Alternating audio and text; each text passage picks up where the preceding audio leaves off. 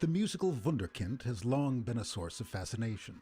In the creative realm, the youthful exploits of composers such as Mozart, Mendelssohn, Strauss, Shostakovich, and Prokofiev continue to astonish us, and these artists' seemingly miraculous abilities to produce highly sophisticated works of art at a tender age provide justifications for looking towards the future with optimism. And yet composers who hit their stride late in life may represent an even more remarkable phenomenon. In most cases, declining energies and the challenges inherent in putting years of experience and frustration aside to develop fresh creative concepts mitigate against it. Thus, the career of the Czech composer Leoš Janáček, who wrote most of his greatest works when he was well into his 60s, is particularly intriguing. Born in 1854 in Moravia, the same region that produced Gustav Mahler and Sigmund Freud, Janáček's passion for music showed itself at an early age, and his skills as a keyboard player and choral singer were notable enough that a life in music appeared to be inevitable. He made his first attempts at composition in his early 20s, and after uneven careers at conservatories in Prague and Leipzig, he returned to Moravia in 1881. Settling in Brno, the region's capital city, he spent the next 35 years developing a provincial reputation as a teacher, theorist, and folk music scholar. Although he continued to compose, his music was usually received with indifference. Looking back on this period during his final years, he wrote, "I felt beaten down. My own students gave me advice on how to compose and how to orchestrate."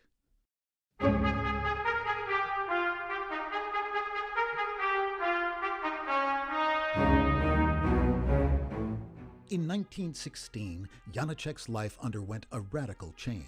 His opera Jennifer, which had been a local success when it was first performed in Brno in 1904, was given its Prague premiere in an extensively revised version that was acclaimed by audiences and critics alike. After decades of unrewarded effort, this triumph in the Czech capital validated Janáček's artistic identity and satisfied his long-standing ambition to become a composer of international stature. And yet his impulsive responses to this good fortune would transform his personal life into an ongoing scandal that would be the backdrop for his final 12 years, a period during which he produced the bulk of his most important works. His once affectionate marriage to Zdenka Šulcová having been rendered an empty shell years earlier by the death of their 2 children, Janáček, determined to enjoy his newfound celebrity, now embarked on a torrid, highly public affair with a flirtatious soprano named Gabriela Horvátova, driving Zdenka to a half-hearted attempt at suicide and leading to an unusual divorce agreement in which they agreed to continue living under the same roof while pursuing separate lives. Although Janáček's interest in the singer would fade in early 1917, his libidinous energies remained unquenched, and within a few months he'd found another muse for his romantic obsessions. While vacationing at a Moravian spa in July, he encountered Kamila Stoslova, the 25-year-old wife of a Bohemian army captain. Although she was 38 years his junior, Janáček was immediately besotted, and for the next 11 years he pursued a relationship with the young woman in which his passionate exclamations of devotion were consistently met by little more than affectionate reserve.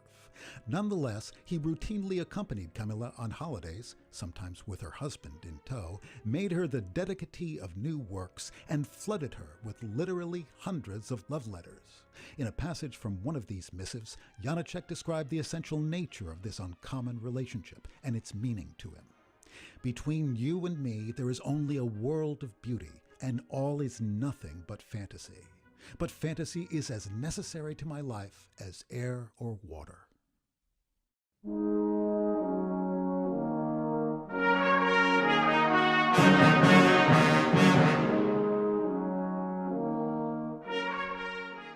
The seed for Janáček's Sinfonietta for orchestra was planted during an outdoor band concert he attended with Kamila in May of 1925 in Písek, the town in southern Bohemia where she lived with her husband.